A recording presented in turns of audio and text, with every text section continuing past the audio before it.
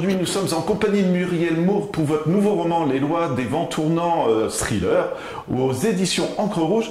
Retour d'Angie. Alors on va peut-être recaler un petit peu l'histoire. Vous avez deux personnages que vous aimez. Il y en a un qui est dans le passé, mais années 60 polar, et un dans un futur assez proche. Je vous laisse nous dire un peu comment vous travaillez justement par rapport à ce roulement, on va dire.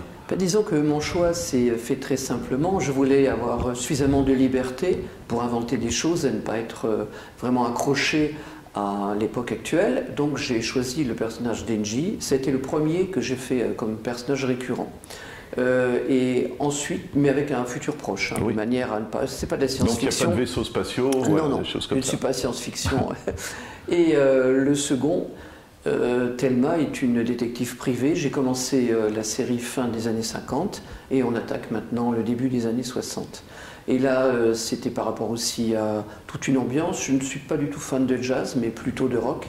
Mais le jazz collait parfaitement à cette époque. Et la ville de New York était mise également en valeur.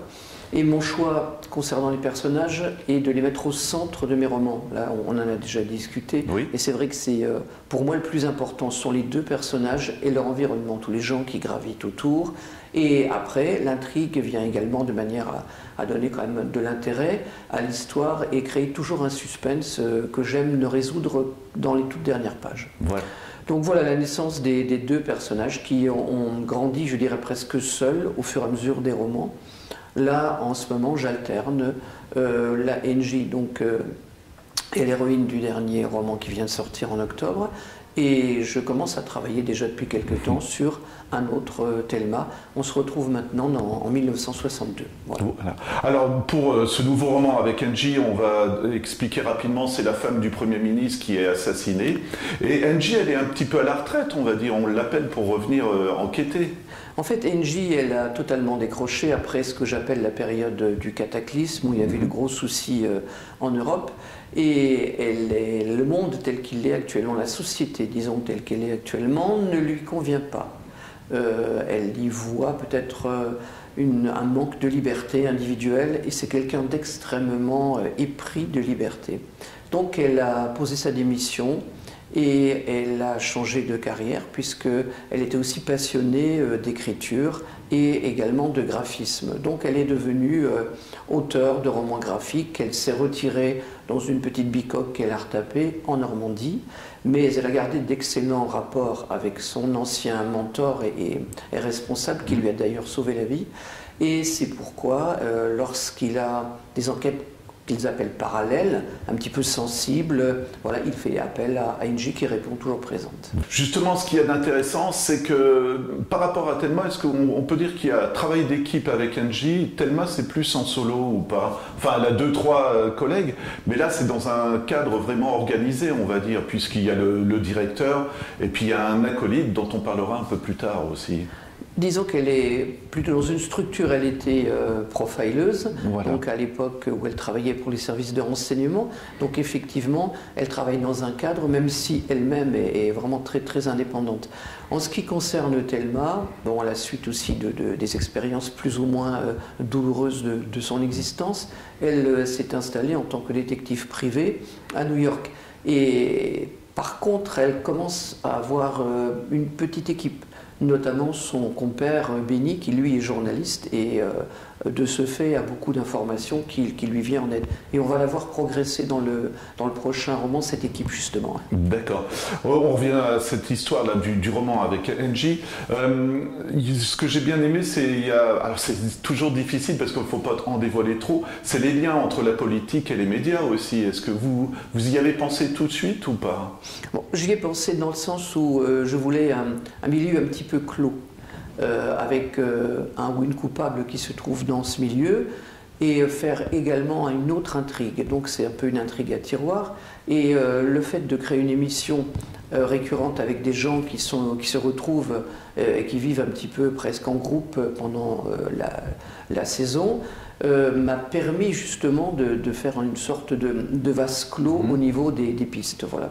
Mais le rapport média-politique, médias et tout le reste, puisque ce sont les médias, quels qu'ils soient, qui on va dire, influencent un petit peu nos sociétés. Le choix était plutôt un prétexte à trouver vraiment le cadre de l'intrigue. Mais c'est pas dirigé du tout contre ou ni pour les médias, absolument pas. C'est juste un prétexte en fait. Et ce que je trouve intéressant pour l'équipe même de l'émission, c'est que, et ça je l'ai déjà observé, mais dans ces groupes-là, on est tous amis, mais on peut aussi s'envoyer des coups vaches aussi, parce que si on a besoin de progresser, et je pense que ça fait aussi un peu la base de l'intrigue dans votre roman. Tout à fait, chacun a une vie privée, qui parfois est plus ou moins chaotique, et discrète très souvent, sauf s'ils veulent vraiment l'étaler dans les autres médias. Mais c'est vrai que travailler ensemble ne veut pas forcément dire être amis, même si sur le plateau de l'émission, tout le monde s'envoie de jolis sourires. Il est évident que les personnalités sont différentes, les intérêts aussi sont différents, et puis il y a parfois des rivalités plus ou moins larvées. Donc, forcément, oui. C'est ce qui vous intéressait aussi, cette pression, parce que ça, on le ressent quand même, hein. Encore une fois, ce besoin d'exister des vedettes ou des semi-vedettes, je trouve que vous le retranscrivez bien. Alors, je ne veux pas aller trop loin, encore une fois, parce que c'est toujours délicat, mais ça se voit aussi, de toute façon. Il faut faire le buzz, on va dire. Hein. C'est un peu ce que j'appellerais, moi, un travers de notre époque. C'est-à-dire, on revient à ce que disait Andy Warhol, hein, avec le quart d'heure de célébrité. Mais là, on y est vraiment maintenant. Hein. Voilà, c'est un petit peu, ça fait partie de l'époque. C'est pas forcément pour dénoncer ça du tout, parce que personnellement, je vis dans cette époque, donc je subis et puis j'apprécie des choses, j'en aime beaucoup moins d'autres, mais je pense que c'est dans le cadre de notre société actuelle. Voilà. Est-ce que vous pouvez nous parler du personnage d'Angie? Parce que ce que j'aime bien dans vos romans, c'est que forcément, toutes les histoires se suivent, donc on évolue psychologiquement. Là, elle est paumée, on va dire, mais l'enquête, ça l'aide aussi à se reconstruire, tout simplement. Oui, en fait, disons que c'est un peu ambigu ce personnage parce qu'elle est à la fois paumée dans certains domaines de son existence, mais en même temps, c'est quelqu'un de fort, quelqu'un de solide et qui s'est construite au fur et à mesure de ses expériences et de ses épreuves. Mais elle garde un côté paumé parce qu'elle est toujours un peu décalée par rapport à ce monde qui ne lui convient pas forcément. Et puis, elle a dans sa vie des histoires, on va dire, qui ne fonctionnent pas toujours, mais qui laissent des traces. Donc, c'est à la fois quelqu'un d'extrêmement fort, d'extrêmement indépendant et très rebelle. C'est à la fois quelqu'un qui est un petit peu, on va dire, largué dans pas mal de situations, mais plus au niveau intérieur. Que dans la vie, elle arrive toujours à gérer. D'ailleurs, c'est un personnage éminemment important concernant les enquêtes. Par contre, c'est vrai qu'elle a un côté un peu décalé et elle a des fragilités, comme tout un chacun, des fragilités et des forces. Est-ce qu'il y a un petit peu de vous? Je me permets de dire ça parce que vous dites que vous aimez le rock. Elle a un groupe de référence. Alors je suis désolé, je sais, il est inventé, mais voilà. Oui. Elle se réfère toujours à lui et ça l'aide à progresser aussi, hein, parce qu'elle va assister à des concerts et ça a un rapport avec l'intrigue. Finalement, ça se clôt d'ailleurs sur les paroles du groupe. Hein. Tout à fait. J'ai toujours attaché beaucoup d'importance à mettre dans tous mes romans, quels qu'ils soient, un petit peu de cinéma et beaucoup de musique. Et je mets toujours les paroles d'une chanson pratiquement à la fin de mes romans. Le rapport avec moi, sans doute, puisque moi j'ai toujours dit que le rock aidait à construire les gens de ma génération. Et moi, personnellement, c'est vraiment quelque chose qui a toujours été hyper important dans ma vie parce que le rock m'a aussi amené à la lecture de la Beat Generation, de Kerouac et tout ça. Et ce sont des gens qui m'ont fait bien sûr évoluer et ont constitué d'une certaine manière les bases de la personne que je suis aujourd'hui. Et c'est vrai que au niveau des devises que l'on peut trouver, souvent on les trouve dans des paroles de chansons. Voilà. Du coup, pour moi, il y a 3 intrigues. Je ne sais pas si vous serez d'accord. Il y a l'intrigue principale avec le meurtre de la femme du Premier ministre. Oui. Il y a l'intrigue, alors on en parlera, Rose Le Prince, présidente de l'Europe. Ça, j'adore ce personnage parce que c'est très intéressant. Qui est peut-être menacée de mort. Et puis il y a aussi, donc on disait la vie personnelle, mais aussi professionnelle de Angie. Et je ne veux pas trop en dévoiler, mais il y a aussi une réflexion sur la trahison finalement qui concerne ce personnage. Tout à fait. Bon, vous avez tout à fait raison. C'est 3 intrigues.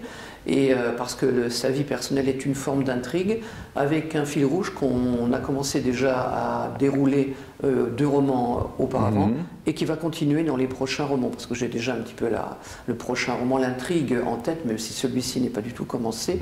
Et ce fil rouge de sa vie sentimentale, de sa vie intérieure, va effectivement se poursuivre dans les autres histoires. Alors dans le monde du cinéma ou de la télé, on parle d'arche quand on lance une intrigue qui va durer sur plusieurs épisodes. Ça veut dire que vous savez déjà plus tard ce qui va arriver à NJ, ou oui. Ça vient au fur et à mesure? Oui, disons que ça vient un petit peu au fur et à mesure, et à la fin du roman, on continue l'histoire et les pistes sont déjà là, même si l'intrigue en elle-même n'est pas construite.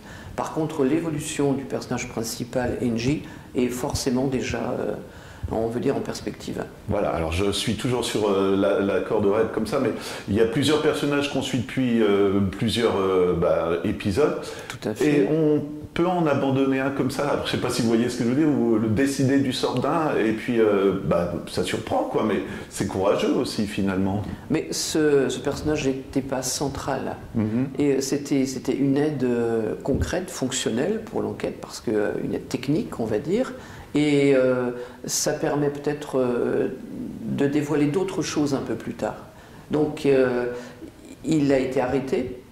Maintenant, il n'est pas forcément sorti de l'histoire. Donc on peut éventuellement le retrouver, même si ça n'était pas un personnage central. Voilà. Mais ça, alors, cuisine de l'écrivain, comme vous le dites, parfois on écrit, puis tiens, je me dis, je pensais pas que j'irais par là. Ça, vous saviez déjà que vous ayez décidé ça pour ce personnage ou pas? Au milieu de l'histoire. D'accord. Je savais qu'il se passerait quelque chose, mais ce qui s'est vraiment passé, j'avais plusieurs pistes, et au milieu de l'histoire, ça s'est fait pratiquement tout seul.